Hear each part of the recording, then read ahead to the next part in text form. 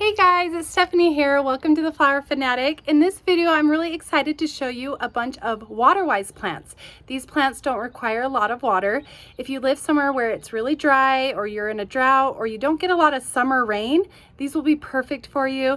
And also, they like the heat, they like the sun, so you can kind of put them anywhere. You can go on vacation and they won't require a lot of maintenance, which is always nice because I find when I'm ready to go on vacation, my biggest concern is leaving my plants and my flowers. In addition to all those awesome things I listed, these flowers attract hummingbirds, which are my absolute favorite. And then comes butterflies, bees. So as I take you along my journey in this nursery, which is my favorite nursery, they have so many unique plants that you just don't see anywhere else. I'll start by listing flowers that bloom in spring to early summer, and then early summer to midsummer, and then summer all the way to fall. If you plant all of these different varieties, you should have blooms all summer long, and sometimes that's the tricky part. The first flower I'm going to show you is a type of sage. This is the Furman's red sage. Look how cute this flower is, and the hummingbirds love it. This is a different type of sage. You have a pink variety, and this one is the meadow sage Eveline. So this is a really beautiful one also.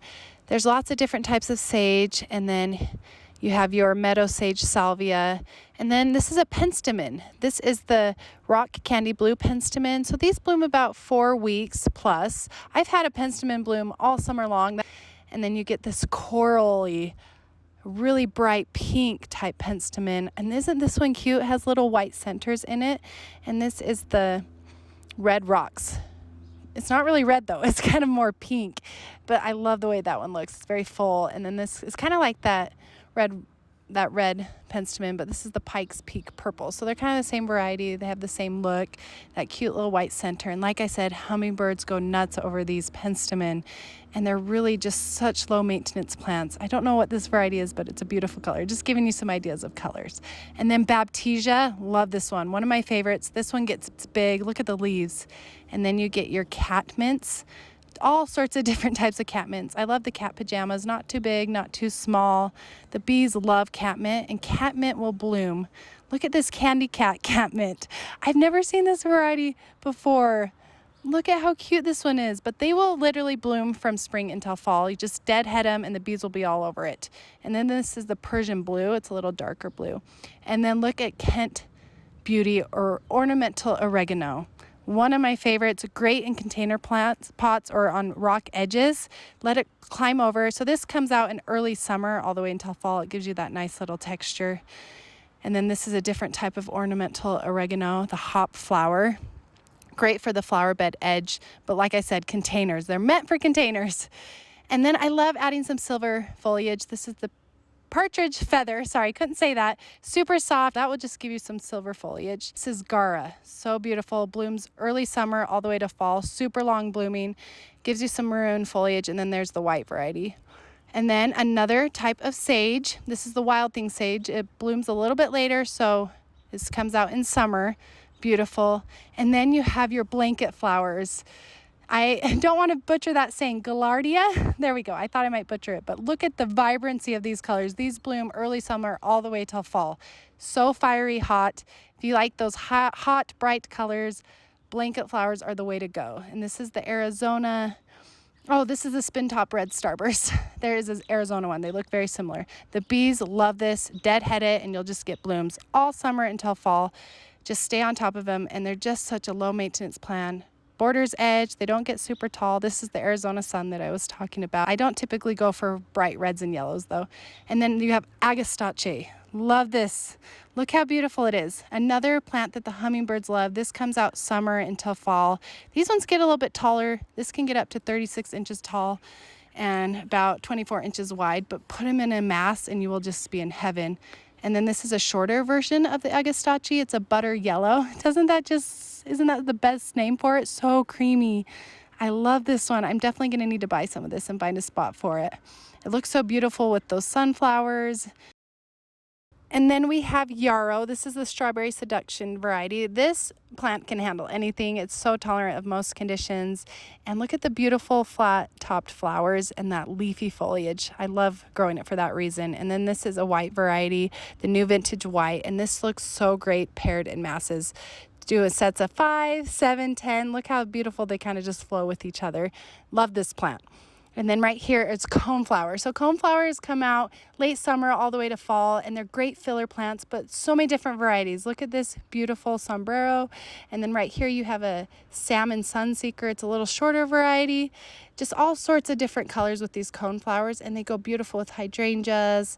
Just fill them in little spots that you need them in. You got some of this beautiful orangey ones. This orange fascinator is very fascinating because it has a little puffy top. I love the puffy top coneflowers. So many different varieties of coneflowers. I love the powwow white. I'm always a sucker for white coneflowers. And as you can see, it looked beautiful with that catmint. Catmint goes beautiful with everything, in my opinion. I love catmint paired with most things. So this is a beautiful coneflower variety. Another variety here we have is marmalade. They even have lime green ones, but look at the puffiness. That's like a parrot. And then fiery red, another fiery red type plant. And this is the hot papaya. So if you really like those bright colors, there's so many coneflowers out there. And then rutabaga. I get corrected on that all the time. But this, look at this one. Rustic colors is a fascinating flower. Look at the center of this one. It's kind of like a sunflower. And then you have this one, cherry brandy. I definitely want to get these. These are exotically dark, and these are great for cutting also. But look at that. That dark maroon is absolutely stunning. And then I love this Salatigo. It's goldenrod. The golden rays is great for cutting. This is the little lemon lime variety. That hornet was just getting after it.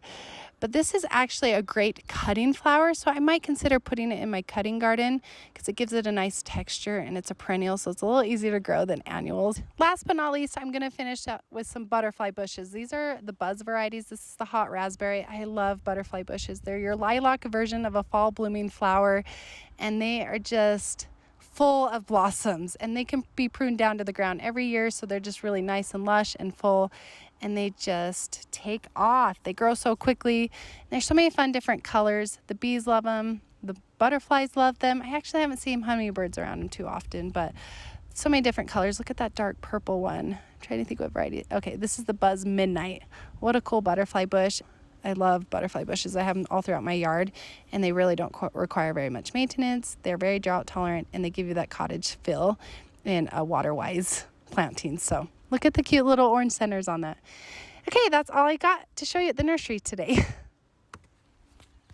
Well, I hope you guys liked that little tour of the nursery, and I gave you some good ideas. So as you can see, xeriscape does not have to be boring. There's so many fun different things you can do. There's so many that I didn't name that are beautiful. I have some Centranthus white Jupiter's beard, another one I would recommend. This looks great in masses. And then I just wanted to show you this hollyhock. It's been a really nice drought tolerant plant for me. It's blooming like crazy right below my front porch over here, and it is going nuts. So this is a fun one you could put in the back of your borders to give you some height. My particular variety, the Alkea Rose hollyhock, blooms for an incredibly long time, almost 2 to 3 months. You'll see why. Hit the subscribe button if you like this video, and the notification bell to be notified of my future videos. Make sure you don't end this video before you see that hollyhock, and have a great day gardening. We'll talk to you later. Bye.